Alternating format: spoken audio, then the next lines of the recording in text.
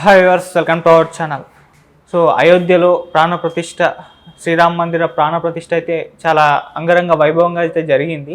అయితే ఎంతోమంది సినీ ప్రముఖులు వచ్చారు, రాజకీయ నాయకులు వచ్చారు, ఎంతోమంది ప్రజలు కూడా అక్కడికి విచ్చేయడం చూసాం. అయితే మేజర్గా మోడీ గారు మరి ఇటు జగన్ గారు అండ్ కేసీఆర్ గారు ఇద్దరు కూడా అక్కడ కనిపించకపోవడంతో ఆయన ఇన్వైట్ చేయలేదా లేదా ఇన్వైట్ చేసినా వీళ్ళు వెళ్ళలేదా అన్న ఒక వార్త కూడా వాళ్ళ చర్చనీయాంశంగా అయితే మారింది. మరి ఏం జరిగి ఉండొచ్చు, వీళ్ళిద్దరూ ఎందుకు అక్కడికి వెళ్ళలేదు? సో ఈ అంశం మీద డిస్కస్ చేయడానికి ప్రజెంట్ మనతో పాటు సీనియర్ జర్నలిస్ట్ జయదేవ్ గారు ఉన్నారు. వారితో ఒకసారి డిస్కస్ చేద్దాం. సార్ నమస్కారం. సార్ నమస్తే. సార్ జగన్ గారు అండ్ కేసీఆర్ గారు ఇద్దరు కూడా మరి ప్రాణప్రతిష్ఠ కార్యక్రమానికి వాళ్ళు వెళ్ళలేదు, మరి ఇన్విటేషన్ రాలేదా లేదంటే వచ్చినా కూడా వాళ్ళు వెళ్ళలేదా, ఏం జరిగింది సార్ అసలు? అంటే ప్రతి దాంట్లో కూడా 2-3 కోణాలు ఉంటాయండి. అంటే నేను ఎందుకు అలా చెప్తున్నానంటే, ఇప్పుడు మీరు వాళ్ళిద్దరికి పిలవలేదా అని ఎందుకు అంశం వచ్చిందంటే, చంద్రబాబు నాయుడు గారు వెళ్ళారు కాబట్టి వీళ్ళకి పిలవలేదా అనుకుని ఉండొచ్చు. చంద్రబాబు నాయుడు గారు వెళ్ళారు అంటే ఒక ప్రతిపక్ష నేతకే పిలుపు వెళ్ళగలేంది ముఖ్యమంత్రికి వెళ్ళకుండా ఉంటుందా? ఉంటుంది. దట్టు ఒక 500 సంవత్సరాల నిరీక్షణ తర్వాత ఏర్పడిన ఈ రామ మందిరంకి దేశవ్యాప్తంగా కూడా హర్షధ్వానాలు, జై జయధ్వానాలు, జయ శ్రీరామ నినాదాలు వినిపిస్తూనే ఉన్నాయి. అయితే దీనికి ఎవరు వెళ్దాం అని అంటే అందరూ అనుకున్న సమయంలో ఆ శ్రీరామ తీర్థ క్షేత్ర ట్రస్ట్ వాళ్ళు కానీ అలాగే సెంట్రల్ గవర్నమెంట్ వాళ్ళు కానీ ముందు నుంచి చెప్పేది ఏంటంటే, ఆ రోజు అందరూ రావడానికి పూనుకోవద్దు, సెక్యూరిటీ రీజన్స్ రావచ్చు, పైగా అంతమందికి బందోబస్తు విషయంలో కానీ లేదంటే సదుపాయాల విషయంలో కానీ అంత సౌలభ్యం చేయలేకపోవచ్చు, ఇబ్బందులు పడతారు, తర్వాతగా వచ్చి చూసుకోండి అన్నట్టుగా కూడా చెప్పారు. దానికి ప్రధానంగా కొంతమంది పీఠాధిపతులు, మఠాధిపతులను అలాగే కొంతమంది ప్రముఖమైన నాయకులను పిలిచారు. అయితే ఇక్కడ ఏంటంటే, చంద్రబాబు నాయుడు గారు వెళ్ళారు, బాగుంది. కేసీఆర్ గారు ఎందుకు వెళ్ళలేదంటే, ప్రధానమంత్రి వస్తేనే కలవడానికి వెళ్ళని వ్యక్తి దీనికోసం వెళ్తారా? వెళ్తే ఎక్కడ ఒక వర్గానికి చెందిన ఓటు బ్యాంకు పోతుందో అని భయం అయి ఉండొచ్చు, లేదా ఆల్రెడీ ఆయనకి తుండికి సర్జరీ అయింది కాబట్టి రెస్ట్లో ఉండుండొచ్చు, లేదా వీటన్ని ప్రశ్నలన్నిటికీ రేపొద్దున వెళ్ళినా కూడా మీరు వాళ్ళతో బీజేపీ వాళ్ళతో విభేదించారు కదా, ప్రధానమంత్రిని కూడా 3 సార్లు వచ్చినా, రాష్ట్రానికి 4 సార్లు వచ్చినా కలవడానికి ప్రాధాన్యత ఇవ్వను మీరు, ఇప్పుడు ప్రధాని చేతుల మీదుగా అది క్రతువు జరిగింది. అండ్ మోరోవర్ బీజేపీ దీన్ని అడ్డుగా పెట్టుకొని రేపు 24 రేపు ఏప్రిల్లో వచ్చే ఎలక్షన్స్ ముందుకెళ్ళబోతుందని ఆల్రెడీ ఒక అభియోగం అయితే ఉంది. సో అటువంటి నేపథ్యంలో మీరు వెళ్తే మీకు ఎటువంటి బ్యాడ్గా అనుకుంటారా అని కింద స్థాయిలో ప్రశ్నించవచ్చు, లేదు మీడియా వాళ్ళే ప్రశ్నించవచ్చు. ఇన్ని ఉండడం మీద కేసీఆర్ గారు వెళ్ళకపోయి ఉండొచ్చు. అది ఇకపోతే జగన్మోహన్ రెడ్డి గారు కూడా ఇదే స్టాండ్. ఇంకోటి, జగన్మోహన్ రెడ్డి గారికి ఇంకో ప్లస్ ఏంటంటే, ఆయన మైనార్టీకి చెందిన వ్యక్తిగా అన్నట్టు కూడా చాలామంది చెప్తారు. బట్ ఆయన చెప్పడం వాస్తవమే. ఎందుకంటే ఆయన అంతకుముందు ముఖ్యమంత్రి అవ్వకముందు కూడా ఇలాగే తిరుపతి దేవస్థానం దర్శనానికి వెళ్ళినప్పుడు కూడా డిక్లరేషన్ బుక్లో సంతకం పెట్టాలి. అంటే నేను ఈ భగవంతుడిని నేను మనసా వాచకరమైన నమ్ముతున్నాను, విశ్వసిస్తున్నాను కాబట్టే నేను ఈ దర్శనానికి వచ్చాను అని డిక్లరేషన్ దాంట్లో సంతకం చేయాలి. అప్పుడు చంద్రబాబు గారు గవర్నమెంట్లో అనుకుంటారు, అది ఈవో గారు వాళ్ళు సజెస్ట్ చేసినా కూడా ఆయన సంతకం పెట్టలేదట. లేకపోతే నేను ఒక పౌరుడుగా రాకూడదా అన్నట్టుగా సంథింగ్ ఏదో ఆర్గ్యూ జరిగింది. మొత్తానికి వెళ్ళారు. అంటే ఆ లోకం దృష్టిలో ఆయన ఒక క్రిస్టియన్గా ఉండడం వల్ల ఏంటో సంథింగ్. సో ఇప్పుడు దీనికి పోవడం వల్ల మేబీ ఆ పర్టికులర్ వర్గానికి చెందిన ఓట్లు పోతాయని భయమో, లేదంటే ఎందుకులే బీజేపీకి మనకు సత్సంబంధాలు ఏం లేవు, ఊరికే టీడీపీ వాళ్ళకి బీజేపీ వాళ్ళకి సత్సంబంధాలు ఉన్నాయి అని చెప్పే ప్రయత్నమో, లేదంటే ఇలాంటి ప్రశ్నలన్నిటికీ అవకాశం ఇచ్చినట్టు అవుతుంది కాబట్టి ఎలక్షన్స్ ముందు ఎందుకులే అని చెప్పి మౌనంగా ఉన్నారో సంథింగ్ జరిగి ఉండదు. బట్ అందరికీ, ప్రముఖులందరికి కూడా మ్యాక్సిమం ఇన్విటేషన్స్ వెళ్ళాయి, పేరున పిలిచారు.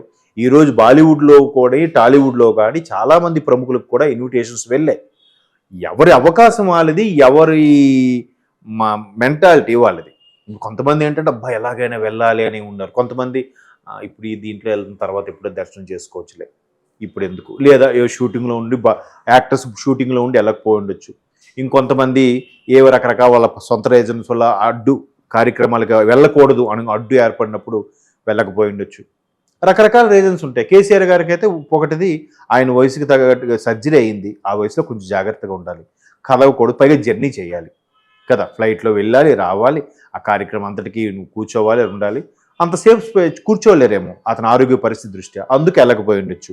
రెండో రీజన్ ఏంటంటే చెప్పాను కదా, ఇవన్నీ విమర్శలకు తావిస్తుంది కాబట్టి అదొకటి అయి ఉండొచ్చు. అంతేగాని పిలవకపోవడం అంటూ ఉండదు. ఒక ప్రతిపక్ష నేతకే, చంద్రబాబు గారికే పిలువగా ఉన్నది, కేసీఆర్ లాంటి ఉద్దండులు కూడా ఎందుకు పిలుస్తారు? ఇప్పుడు రేవంత్ రెడ్డి గారికి కూడా ముఖ్యమంత్రిగా పిలిచే ఉంటారుగా, ఈయన వెళ్ళారా? వెళ్ళలేదు. ఎందుకు? బీజేపీ కాంగ్రెస్ ప్రధాన ప్రత్యర్థులు కాబట్టి కేంద్రంలో, ఆ దృష్టిలోనో లేదా ఆ దృక్పథంతోనూ వెళ్ళకపోయి ఉండొచ్చు. And more over Revanth Reddy గారు ఇక్కడ లేరు, సంథింగ్ దుబాయ్లో ఎక్కడ ఉన్నట్టున్నారు ముఖ్యమంత్రి రేవంత్ రెడ్డి గారు. సో రకరకాల రీజన్స్ వెళ్ళలేదంటే, ఇప్పుడు రాష్ట్రపతి గారు కూడా కార్యక్రమానికి రాలేదు. రాష్ట్రపతి గారికి పిలవకుండా ఉంటారా? పైగా బీజేపీకి సంబంధించిన రాష్ట్రపతి గారేగా, ఆవిడకి కూడా పిలవలేదు. ఆవిడ ఒక దళితురాలని చెప్పి ఆవిడ్ని ఇదని ఆల్రెడీ సోషల్ మీడియాలో ఒక రకమైన వర్గం స్టార్ట్ చేసింది. ఆవిడికి దళితురాలు కదా, అందుకే ఆవిడకి ప్రాధాన్యత ఇవ్వలేదు. అలా అంత దేశ ప్రథమ పౌరురాలుగా పెట్టినప్పుడు ప్రాధాన్యత ఇవ్వకపోవడం ఏంటి? ఇంకా అంటే ఎవరికి నోరుంది కదా అని రకరకాలుగా విమర్శలు స్టార్ట్ చేసేసారు. కాబట్టి ఎవరు అవకాశం వాళ్ళది, ఎందుకులే ఊరికే వీళ్ళకి ఇలా చెప్తే ఇలా అనుకుంటారా, అలా చెప్తే ఇలా అనుకుంటారా అన్నట్టుగా ఉంది ఇప్పుడు ప్రస్తుత పరిస్థితి. దానికి తోడు సోషల్ మీడియా రెవల్యూషనరీగా విపరీతంగా ఎవరు ఇండివిజువల్గా వాళ్ళు ఒక సోషల్ మీడియా మెయింటైన్ చేసే స్థాయి ఉన్నప్పుడు ఎటు జరిగితే ఎటు ఒరిగితే ఏ విమర్శకు తావిస్తుందో దాన్ని వాళ్ళు సమాధానం చెప్పుకోలేక అది చినిగి గాలివాన అయినట్టు పెద్దగా ఇష్యూ అవుతుందనే ఉద్దేశంలో కూడా వెళ్ళకపోయి ఉండొచ్చు నా అభిప్రాయం. అంతే, వేరే రీజన్ అయితే ఏం ఉండదు. వెళ్తే ఒకటి, వెళ్ళకపోతే ఒక బాధ. ఎందుకులే కాము ఊరుకుంటే ఏది ఇది లేదు కదా కదా, నొప్పించక తానొవ్వక తప్పించుకు తిరుగువాడు అన్నట్టు అలా కాముగా ఉంటే బెటర్ అని అయి ఉండొచ్చు. దానికి మనం ఈయనకి వీళ్ళకి ఇన్విటేషన్ రాలేదా, వీళ్ళకి పిలవలేదా, వీళ్ళకి చిన్న చూపు చూసారా అనేది ఏముండదు. వాళ్ళు తప్పు దొరకకుండా అన్నిటికీ అలాగే వెళ్తారు.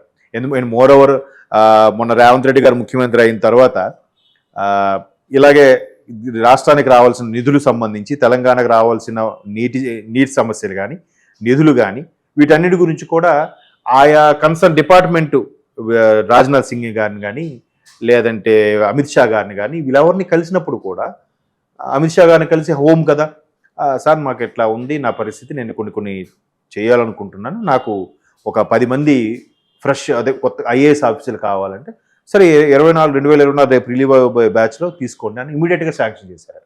అలాగే రాజ్నాథ్ సింగ్ గారికి వెళ్తే ఆయన ఏదో సజెస్ట్ చేస్తూ ఇలా చెప్పారట. నిర్మలా సీతారామన్ గారి దగ్గరికి వెళ్తే ఆవిడ కూడా మీకు ఇప్పటికే అప్పులు ఉన్నాయి, జాగ్రత్తగా ప్లాన్ చేసుకోండి, మీరు సపోర్ట్ చేస్తా, ఏం కావాలి మేడం, ఇది కొద్దిగా నిధులు కావాలి, ఓకే అంటే ప్రతి ఒక్కరు కూడా కోఆపరేటివ్గానే ఉన్నారు. బట్ ఇంతకుముందు ఉన్న ముఖ్యమంత్రి అలా చెప్పలేదు, వాళ్ళు పడలేదు, వాళ్ళు మాకే ఇవ్వలేదు అన్నట్టుగానే చెప్పారు.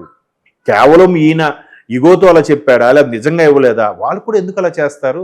అక్కడ పరిపాలన వేరు, వ్యక్తిగత అభిప్రాయం వేరు, రాజకీయం వేరు, పార్టీలు వేరు. అక్కడ ఆంధ్రప్రదేశ్ తెలంగాణ కానీ ఆంధ్రప్రదేశ్ కానీ ఆ భారతదేశంలో అంతర్భాగమే కదా. వాళ్ళకి ఆంధ్రప్రదేశ్ అయితే ఒకటే, తెలంగాణ ఒకటే, కేరళ ఒకటే, ఉత్తరప్రదేశ్ ఒకటే, వాళ్ళందరికీ చూస్తారు. బట్ ఈయన అలా ఎందుకు చేసుకున్న నాకైతే బాగా స్పందించారు. నాకు ఇమీడియట్గా ఐఏఎస్ ఆఫీసులు శాంక్షన్ చేయడం కానీ, కొన్ని రకాల నిధులు రిలీజ్ చేయడం కానీ నాకు చాలా హ్యాపీ అనిపించింది. మరి పోను ఎలా ఉంటుందో చెప్పలేము. ప్రస్తుతానికి అయితే నాకు మాత్రం బాగానే ఉన్నారు. బట్ ఒకవేళ అలా ఉన్నా కూడా మనం వాళ్ళతో ఏదో అటాచ్మెంట్ ఉంటున్నో, రిలేషన్స్ మెయింటైన్ చేస్తున్నో మన రాష్ట్రానికి అల్టిమేట్గా నాకు ప్రజలు ముఖ్యం, తర్వాత పార్టీ ముఖ్యం అంటే ఈ ఎగ్జాంపుల్ ఎందుకు చెప్పానంటే, అక్కడ కేంద్రం కూడా అక్కడ ప్రొఫెషనల్గా చూస్తే అందరూ ఒకేలాగా చూస్తుంది. బీజేపీ పాలిత రాష్ట్రాలే కాకుండా మిగతా కాంగ్రెస్ పాలిత రాష్ట్రాలు కానీ, వేరే ప్రాంతీయ పార్టీల పాలిత రాష్ట్రాలు కానీ ఎవరైనా ఒకటే కదా వాళ్ళకి. సో అందరికీ పిలిచే ఉంటుంది. దాన్ని రకరకాలుగా అనుకుంటున్నా, వీళ్ళు పిలవలేదు, ఒక పిలిచినా వీళ్ళు వెళ్ళలేదు, అందుకేనేమో పిలిచే ఉంటారని బీజేపీ వాళ్ళు అంటారు. లేదు బీజేపీ వాళ్ళకి మేమంటే పడదు కాబట్టి పిలవలేదని వాళ్ళు అంటారు. ఇంకోవైపు కాంగ్రెస్ వాళ్ళు ఏమంటారు, బీజేపీ బీఆర్ఎస్ ఒకటేరా బాబు, వీళ్ళు బయటకు అలా యాక్ట్ చేస్తారని కాంగ్రెస్ వాళ్ళు అంటారు. ఏది వాస్తవం? 3 వాస్తవం అవ్వచ్చు, 3 వాస్తవం కాకపోవచ్చు. రాజకీయాల్లో ఏదైనా సాధ్యం.